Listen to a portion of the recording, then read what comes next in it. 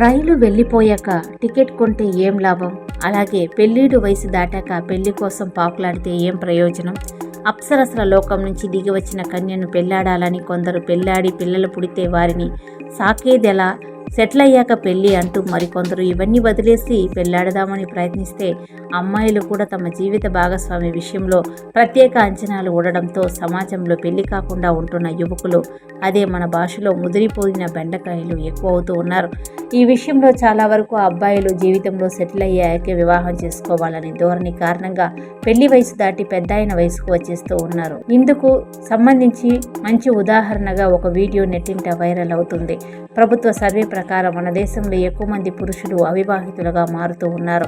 2011 నుంచి 2019 వరకు దాదాపు 8 సంవత్సరాల్లో 15 నుంచి 29 సంవత్సరాల వయసు గల పెళ్లి కాని వ్యక్తుల నిష్పత్తి 17.2% నుంచి 23% పెరిగిందని ప్రభుత్వ సర్వే తెలిపింది. జాతీయ యువజన విధానం 2014 నుంచి 15 వరకు 29 సంవత్సరాల వయసు గల వారిని యువత వర్గీకరించారు.